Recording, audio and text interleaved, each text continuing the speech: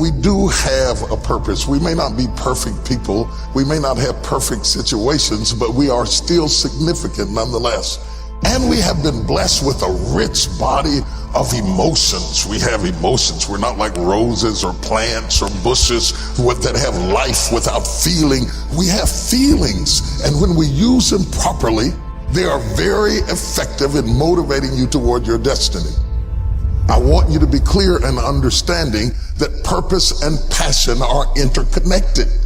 Unfortunately, we live in a crazy world that we're busy all the time and everything's fast, and we are losing touch with who we are, our inner sense of passion. But it is your passion that empowers you to be able to do that thing you were created to do. We have passion through which we thrust into the throes of life to accomplish the things that we were created to do so that we can function at a higher dimension with authority and with conviction. You need passion to withstand all the obstacles that go along with your purpose. Just because you're living on purpose doesn't mean you're going to have problems. You're going to need thrust to be able to get up off the ground and to step into the field of your dreams. Even if you have not landed on the thing, at least get in the territory of the thing you are dreaming to do and that you hope to accomplish to do. And through that passion, you're able to ignite things you have never ignited before. I hear you, I hear you, I hear you. You're saying, I don't feel a thing. All of us go through times that we don't feel anything at all. But in order to ignite passion again, you have to be exposed. Get out of the boat, Peter. Walk on the water.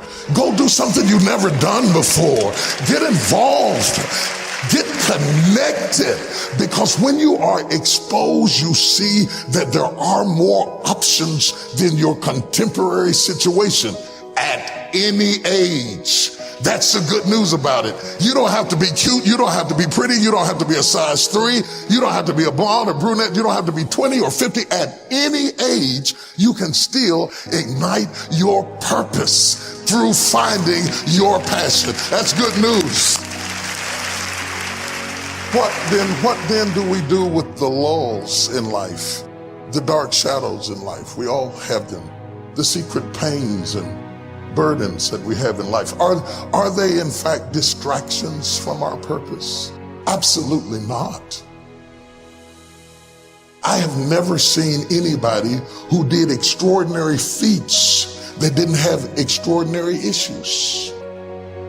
It is the passion that gives you the power you need, but it is the pain from which you have the conviction about it. If you had not been through some pains, you would not have the burning to do what you do. I believe that children are like arrows. They need to be directed. You aim them at the thing you want them to hit, but you don't push an arrow, you pull it away from it. And it is the digression that causes the progression. If your life has been tough and it's been hard and you had to pull yourself up by your bootstraps and your childhood wasn't so good, guess what? That was just the arrow being pulled back so that when you are released, you can thrust after the thing you're after. So you don't have to grieve over what you didn't get and what didn't happen and how you were treated and who didn't raise you and who didn't love you. You don't have to grieve about it at all. Once you understand, the greater the digression, the stronger the progression.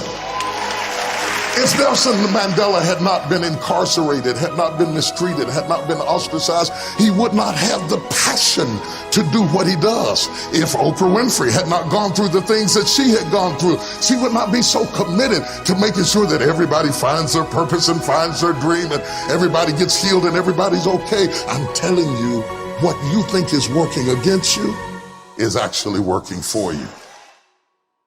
My challenge in our generation is that gradually through entertainment, through television, through media, through every way possible, we are living in a generation of the dumbing down of ideas.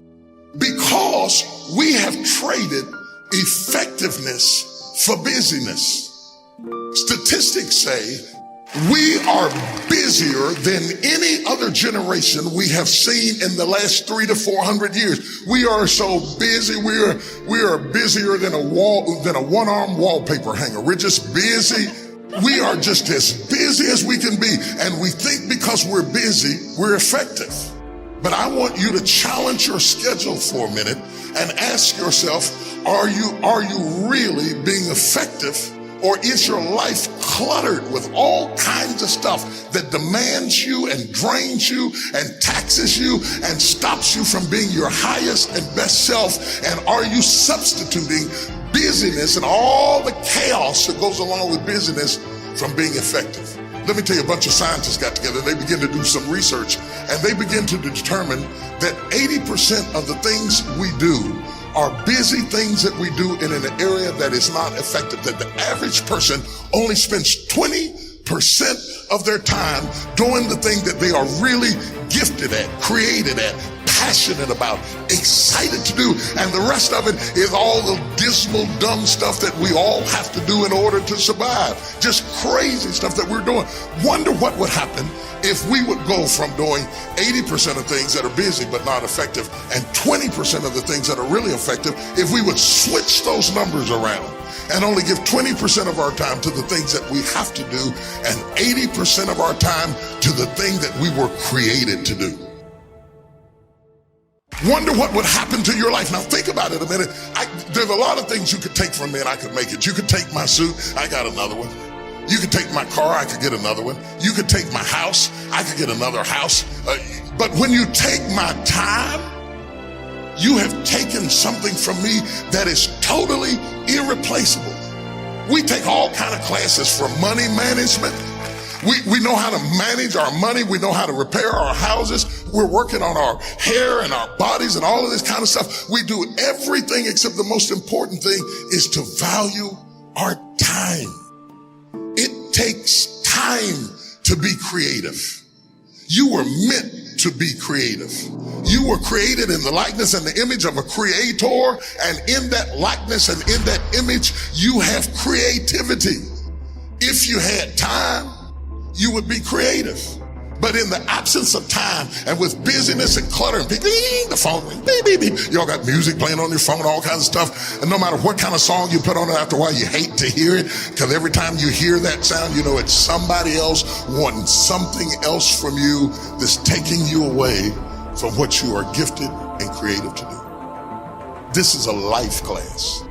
That means that we have an opportunity to learn how to maximize our lives. Think of the things that you're doing that somebody else could be doing.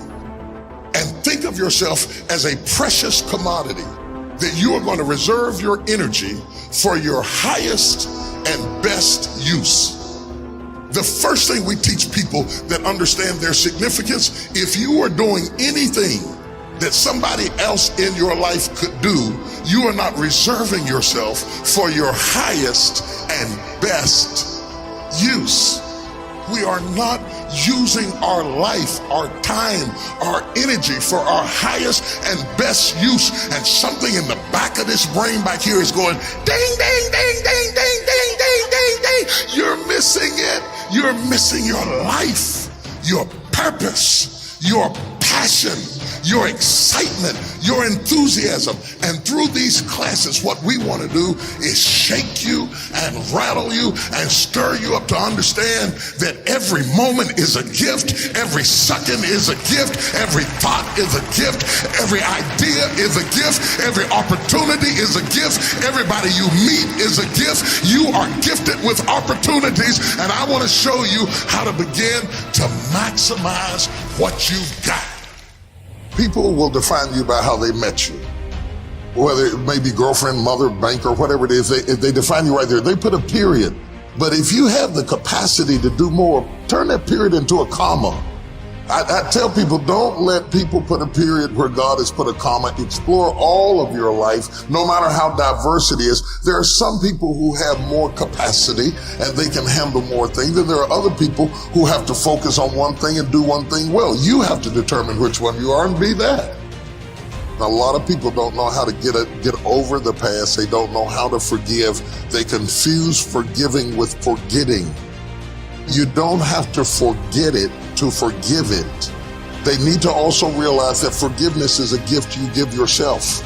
It does not exonerate the perpetrator. It doesn't mean that they weren't wrong. It just means that I'm not going to be tied to what they did the rest of my life.